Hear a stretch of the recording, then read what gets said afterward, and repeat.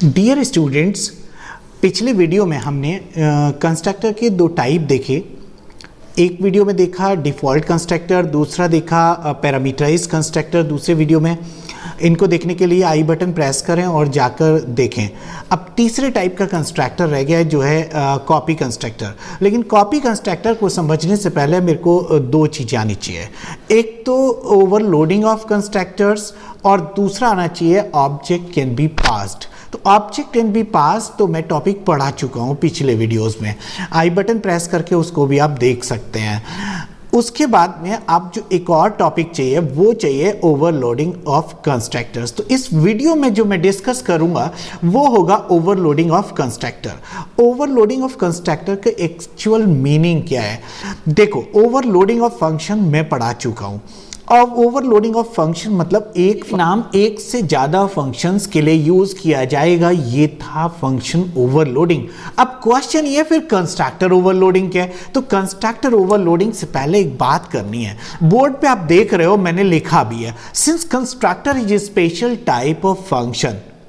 Function है ये तो आपको पता है, और फंक्शंस कैन बी ओवरलोडेड। तो कंस्ट्रक्टर क्यों नहीं, कंस्ट्रक्टर भी ओवरलोड होंगे। इसका मतलब कंस्ट्रक्टर और फंक्शन क्योंकि एक ही चीज है, वो एक स्पेशल टाइप का फंक्शन है कंस्ट्रक्टर, तो it must also be overloaded. अब ओवरलोडिंग की फिर कंडीशन क्या रहती है? एक नाम एक से ज्यादा यूज करें, मतलब सिंगल इंटरफेस मल्टीपल मेथड्स। तो वही चीज यहां भी आती है। आगे बढ़ रहे, देखो इसमें जो दिख रहा है आपको, if a class has two or more constructors, अगर एक क्लास के अंदर एक से ज्यादा कंस्ट्रक्टर हैं तो it this concept is known as क्या? Overloading of constructor. एक से ज्यादा कंस्ट्रक्टर एक ही क्लास के अंदर अगर होंगे तो सीधी सी बात है, it will be a constructor overloading. अब दूसरा पॉइंट लिखा है, all the constructors must have same name. देखो सीधा सा लॉजिक है, एक क्लास में अगर कंस्ट्रक्टर है, कंस्ट्रक्टर का नाम और क्लास का नाम सेम होता है, ये बात मैंने पहले पढ़ाई है आपको। और कंस्ट्रक्टर अगर एक क्लास में एक से ज्यादा हो तो सबके नाम सीधी सी बात है क्या नाम होंगे? क्लास के नाम जैसे। यानी कि all the constructor must have same name. ये तो ना कहते हुए भी अगर एक से ज्यादा कंस्ट्रक्टर एक क्लास में होंगे तो हर हालत में होना पड़ेगा, तो सबके नाम सेम होंगे और वो भी नाम होगा क्या? क्लास का नाम। अगला पॉइंट है, all the constructor must have the different prototypes. देखो नेम सेम हो सकते हैं लेकिन प्रोटोटाइप्स मस्ट बी डिफरेंट। अच्छा, रिटर्न टाइप कंस्ट्रक्टर के साथ होता नहीं है, इसलिए रिटर्न टाइप तो डिफरेंट होगा ही नहीं। तो सीधी सी बात हुई कि फिर डिफरेंट क्या होना चाहिए? Number and type of arguments must be different. जब number of types of arguments constructor के डिफरेंट होंगे तो एक से ज्यादा कंस्ट्रक्टर एक क्लास के अंदर चल पाएंगे। ठीक है, अब एक और पॉइंट है, overloading of constructor is also overloading of constructors also supports the concept of polymorphism, वो भी कंपाइल टाइम पॉलीमॉर्फिज्म। तो अब तक जितनी भी पॉलीमॉर्फिज्म को सपोर्ट करने वाली चीजें आई हैं वो सब क्या आ रही हैं? कंपाइल टाइम पॉलीमॉर्फिज्म को सपोर्ट करती हैं। देखो, single interface multiple methods is the concept of polymorphism. और एक कंस्ट्रक्टर एक से ज्यादा काम, एक नेम कंस्ट्रक्टर का जो एक से ज्यादा कंस्ट्रक्टर्स के लिए यूज होगा, क्या हो गया?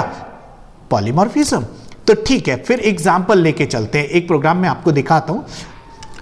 आपकी स्क्रीन पे एक प्रोग्राम डिस्प्ले हो रहा होगा जो है कंस्ट्रक्टर ओवरलोडिंग का। तो देखो कैसे करेंगे। एक क्लास का नाम है, मेरा क्लास का नाम है डेमो, और एक वेरिएबल मैंने यहां पे x डिफाइन किया है। इस x को इनिशियलाइज करना है अलग अलग तरीके से। पहला तरीका होगा x को डिफॉल्ट कंस्ट्रक्टर के द्वारा इनिशियलाइज करना, यानी कि पहला कंस्ट्रक्टर है आपके पास डिफॉल्ट कंस्ट्रक्टर जिसमें x को 0 से इनिशियलाइज किया है। अब दूसरा कंस्ट्रक्टर है पैरामीटराइज्ड, कम से कम एक पैरामीटर, एक से ज्यादा तीसरे कंस्ट्रक्टर में आ सकता है, और अलग तरह का टाइप का वेरिएबल आ सकता है, अलग टाइप के मतलब कितने भी कंस्ट्रक्टर आप बना सकते हो, अब तुम्हारे पास फैसिलिटी है।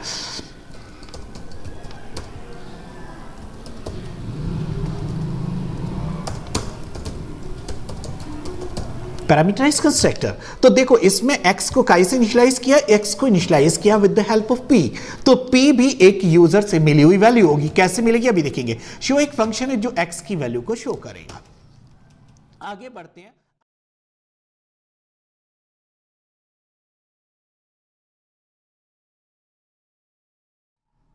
आगे बढ़ते हैं, अब आते हैं हम मेन फंक्शन पे। मेन फंक्शन में मैंने दो ऑब्जेक्ट बनाए हैं, एक ऑब्जेक्ट 1 और एक ऑब्जेक्ट 2।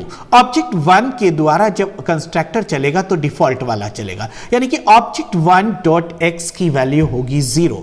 अब ऑब्जेक्ट 2 के साथ देखो मैंने पैरामीटर पास किया है, तो पैरामीटराइज कंस्ट्रक्टर चलेगा। ऑब्जेक्ट 2 के x की यानी कि डॉट x की वैल्यू होगी 99।